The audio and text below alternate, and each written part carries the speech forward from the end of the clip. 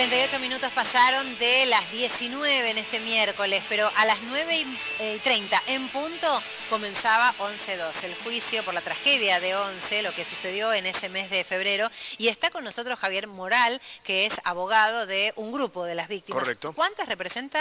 Bueno, aproximadamente la mitad del tribunal sacó una resolución porque es imposible llevar un juicio con, recordemos que hay 52 personas que han fallecido y casi 1000 heridos, Claro. que cada uno tenga su abogado, por lo cual terminó eligiendo a un grupo minúsculo que representamos a la mayoría de todas las víctimas para tener unidad de alguna manera de criterios. Estábamos viendo, a ver, vamos a repasar el momento en que llegaba el exministro. Ahí entraba, ¿no? Ingresaba, había temor de que haya algún episodio de violencia. Lo único que hicieron fue mostrarle el cartel de las víctimas. No, eso siempre ha pasado en el primer juicio, en el segundo, que se han mantenido en absolutamente respeto todas las partes, exhibiendo los carteles y en todo caso remeras, pero no se ha escuchado ningún insulto, ninguna agresión.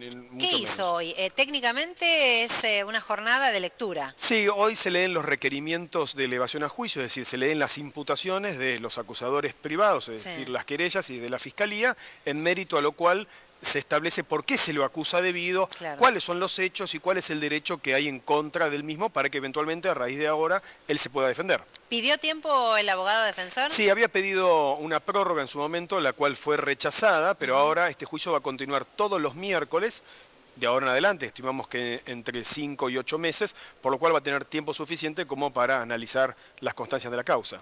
¿Cree que con los elementos que existen va a ser condenado? Yo entiendo que sí. En cuanto a los elementos de los hechos, las pruebas que hay entiendo que son suficientes. Habría que ver cuáles son los planteos que va a tener una nueva defensa. Recordemos que los abogados anteriores acaban de renunciar y apareció el doctor Rusconi, que quizás ya habría adelantado alguna cuestión de algún planteo nulificatorio, es decir, buscar algún vicio en el procedimiento. Pero fuera de eso... nulo como, ¿por qué, por ejemplo? Entiendo que es una reedición de los planteos que han tenido los anteriores defensores, que habían dicho que a este juicio él no podría haber controlado el juicio anterior, por lo cual este juicio debería ser nulo, y diversas cuestiones técnicas. ¿Eso es posible? No creo, no, porque ya se lo han rechazado sistemáticamente.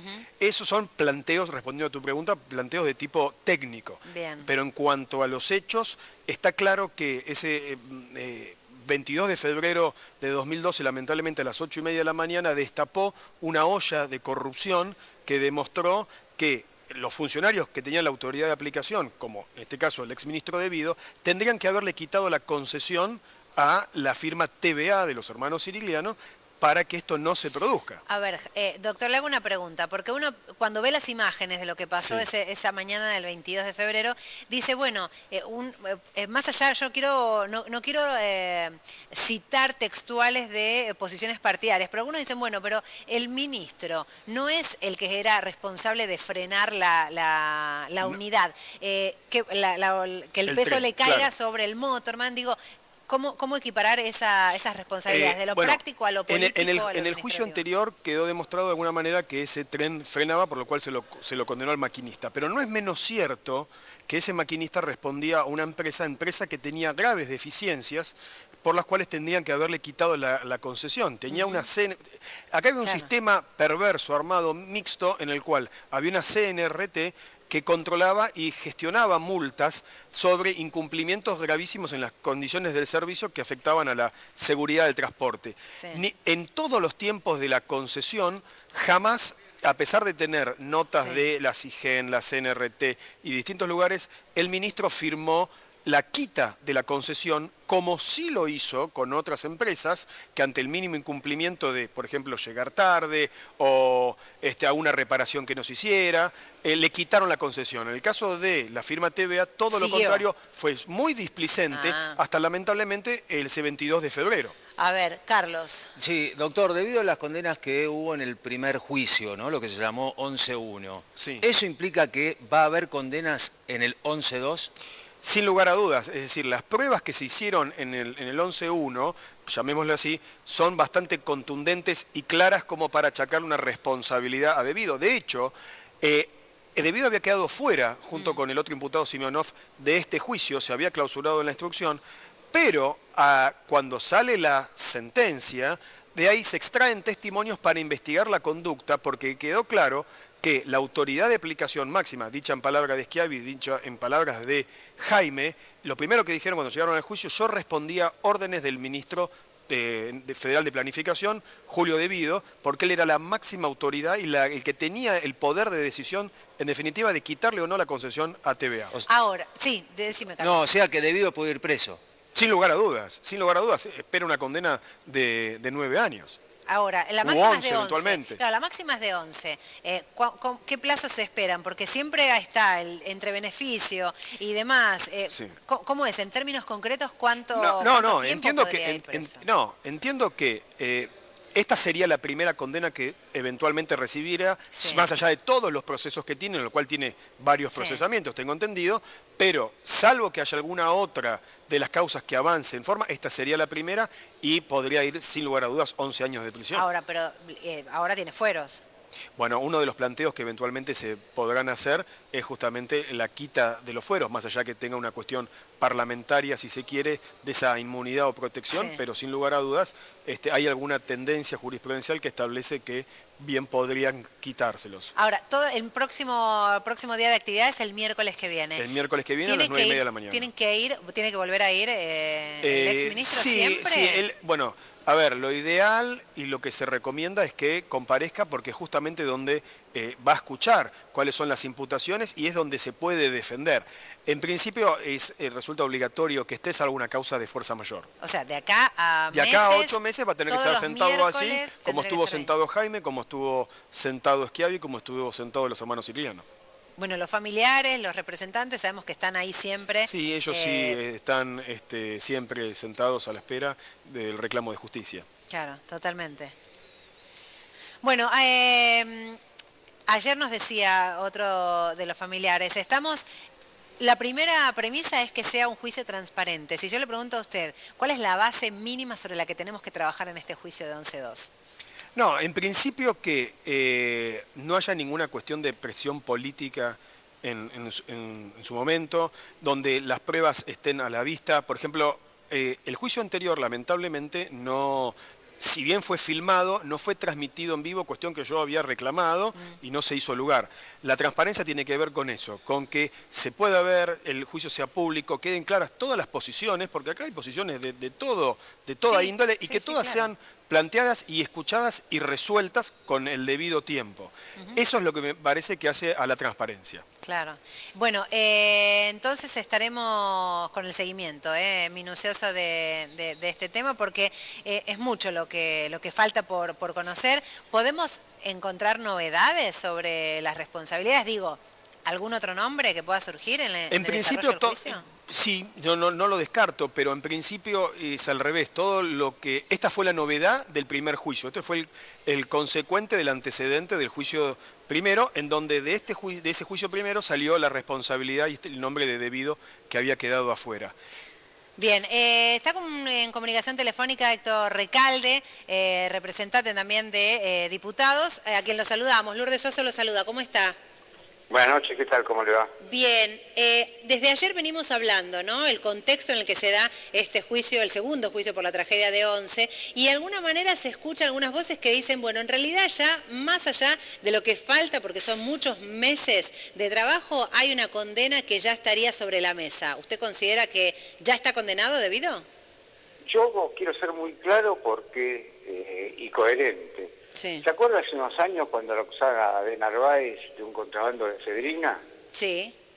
Bueno, yo decía, mientras no haya una condena judicial, lo que rige con principio republicano es la presunción de inocencia. Sí. Entonces, yo no comparto la condena mediática de nadie.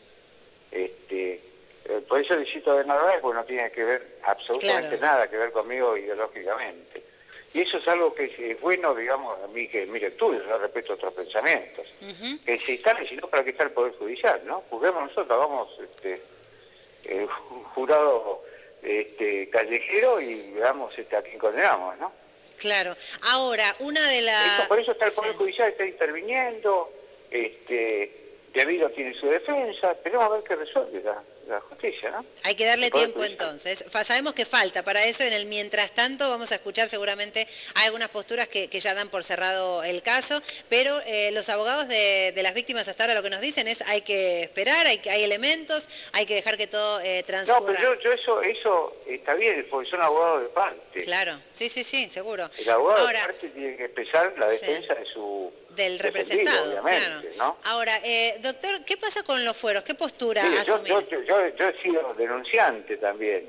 Sí. Y mientras no hubo sentencia condenatoria, yo me abstuve, es decir, que eran culpables. Fue con el tema de un soborno de 20 millones de dólares que me quisieron pagar por una ley de los tickets canasta, ¿no? Sí. Hicimos la prueba de soborno, participó con cámaras ocultas, que participó mi hijo mayor con un corbatero, por si elegían otro lugar que no fueran las oficinas de nuestro estudio, para hacer el ofrecimiento del soborno, y lo firmó, y hicieron la denuncia, y fueron condenados. Y hay uno que está prófugo buscado por Interpol. Me parece que ese es el proceder republicano, y yo respeto otras posiciones, ¿no? Ahora, sobre los fueros... Estoy convencido de lo que digo, ¿no? Sí, está claro el planteamiento. Hay un tema también, un debate que se instaló sobre, ya está siendo juzgado, hoy lo veíamos ahí al exministro. ¿Qué pasa con los fueros? ¿Hay un reclamo para que se eliminen los fueros, para que no haya ningún entorpecimiento? Bueno, es una discusión que sería muy buena, porque los fueros no impiden que sea citado en indagatoria. Claro. Que tiene que estar a derecho, los fueros no impiden eso, así que, pero de todas maneras, si uno de ninguna manera me voy a rehusar a discutir nada, ningún pensamiento, analizar y pensar, a lo mejor hay un sistema que mejore la legislación vigente, que siempre es perfectible, y bueno, hasta ahora no se dio esa discusión. Ahora, doctor Recalde, le hago una consulta. Para usted, ¿la justicia actuó en el 11-1 y se terminó ahí la responsabilidad, o cree que puede haber más? Mire, yo no soy especialista en penal. Mi especialidad es el derecho laboral, sí que tengo alguna especialidad. Entonces, cuando hablo de justicia, hablo del Poder Judicial, porque la justicia es un valor. Sí. Yo no conozco el Estado procesal, no conozco la causa, así que hablar de lo que no conozco sería una imprudencia total de parte mía, ¿no? Conozco los principios generales de lo que estuvimos hablando hasta ahora, pero no una causa determinada. Así que no podría hablar. Pero más allá de eso, no conozco. Pero más allá de eso, ya la justicia sentenció, dijo, bueno, son culpables en lo que es 11-1. Para usted, ¿ahí se termina o cree que puede seguir para arriba? No, si hay una condena firme, se terminó. En derecho, si hay una condena firme, no hay otra instancia que revise un pronunciamiento judicial, se terminó. ¿Es culpable o es inocente? Punto. Ahora, mire, yo la otra experiencia que tengo fue ¿se acuerdan de la ley Banelco? Sí, claro. Esto tiene que ver con mi especialidad. La ley Banelco era el soborno del Senado por una ley de flexibilización laboral. Y yo escribí un libro sobre eso y hablaba de la presunción de inocencia en ese momento. ¿Y sabe cómo terminó? Ahí fueron procesados un expresidente de la Nación, varios senadores, funcionarios del Poder Ejecutivo, y terminó con una absolución. Y la absolución, quiero destacar, que fue por duda, pero bueno, una absolución. Doctor Recalde, cuando se habla de esa condena mediática, más allá de lo que pasa en estos meses, cuando se llegue al resultado, a la sentencia, ¿influye? Porque durante meses ya se estaba hablando de esta condena social, si se quiere, mediática. Después es difícil revertir un sentimiento generalizado, ¿no? Sí, pero yo creo que los jueces tienen que tener independencia. Claro. Y juzgar de acuerdo a derecho, ¿no? Claro. O esto es lo que nos da seguridad jurídica a todos, un juez independiente, que dicta la sentencia de acuerdo a su conciencia, a su conocimiento de derecho. Pero estamos, por ejemplo, ahora... Si lo hace influenciado por Cefas o por Nefas, está mal. Claro, pero esto influye porque estamos en un contexto de campaña. Estamos viendo un caso, Santiago Maldonado. Sí. Santiago Maldonado, el juez fue recusado y fue separado de la causa. Sí. Bueno, actuó el Poder Judicial. Pero entonces uno tiene que ser respetuoso de esas cosas, ¿no? Claro, yo no puedo dejar de mencionar que estamos a semanas nada más de un proceso electoral. ¿Influye el contexto de campaña electoral en un proceso que comenzó el día de hoy? No, yo creo que no. No debería, por lo menos. No, sí, me parece que no. Porque la verdad, uno vota a los candidatos de acuerdo a sus convicciones, su ideología y el plan de gobierno que proponen. Lo que lamento profundamente, estamos tan cerca del 22 de octubre, que son las elecciones, que el Poder Ejecutivo nos diga en qué consiste la flexibilización laboral que quiere, en qué consiste la reforma previsional, en qué consiste la reforma impositiva, porque si se explicita, es bueno para que el ciudadano vote con mayor información, que da mayor libertad para elegir. Eso es la responsabilidad política de quien es candidato, quien ejerce una representación. Espera que se me está yendo de tema y yo quiero aprovechar, doctor Recalde, que lo tenemos al doctor Moral acá con nosotros, que representa a un grupo de las víctimas. Bueno, lo bueno es que el punto de acuerdo es que la justicia es la que tiene que actuar. No, por supuesto. El Poder Judicial y todo, la regla en este caso es la libertad. Si no, podríamos podemos decir que podría haber estado en una prisión preventiva por la posibilidad de fuga, entorpecimiento. No, está defendiéndose, tiene sus abogados defensores, va a concurrir al juicio. Y eventualmente saldrá una sentencia absolutoria, condenatoria, pero estamos transitando el proceso. Coincido con que la regla es la libertad, salvo que pueda destruir pruebas o fugarse del país, ¿no es cierto? Son las dos condiciones para la restricción de la libertad. Claro. No, coincido con usted, doctor, sí. Bueno, eso es lo que buscamos siempre, ¿no? Buscar los puntos de encuentro, los valores en los que tenemos que sentarnos para avanzar, ya sea en procesos judiciales o en determinadas circunstancias. Doctor Recalde, yo puedo irme de tema un segundo nada más, porque no quiero dejar de aprovecharlo, porque el Pata Medina... Aproveche la libertad de expresión, vamos. Bueno, aprovecho porque el Pata... Me voy un poco de 11, ¿no? Porque el Pata Medina fue detenido el día de ayer. Ahora se está diciendo que Bahía Blanca, la filial de Boca, Bahía Blanca, podría tener el Pata Medina local, pero también está hoy los abogados de Víctor Santamaría, el titular de Grupo de Medios también, y representante de Porteros, también estaría perseguido. ¿Hay una persecución por lo que ya denominó el gobierno como las mafias? Sí, mediáticamente ha habido publicaciones infundiendo sospechas en el manejo de fondos de parte de un dirigente que precisamente es representante de un gremio que compró parte de un diario que tiene varias publicaciones, Caras y Caretas, tiene una parte importante de las acciones de Página 12. Eso es terrible, ¿no? Eso es persecución. Claro, por eso la pregunta es, porque ahora hay una sospecha es una persecución mediática. Claro, pero después digo, hay una denuncia que estaría apuntando a una cuenta en Suiza de varios millones de dólares. Y la pregunta que yo me hago... Mire, yo le voy a dar un ejemplo. A ver. A Máximo Kirchner y a Nils Lagarré lo acusaron de tener 400 millones de dólares en cuentas en el exterior. Y era mentira. Entonces, la verdad, con esas cosas no se puede jugar. Pues se juega con la honestidad de las personas. Es decir, se difunden falsedades y después no hay responsabilidad frente a eso. Claro. Está el delito de falsa denuncia también, ¿no? Sí. Bueno, a mí me acusaron de mafioso.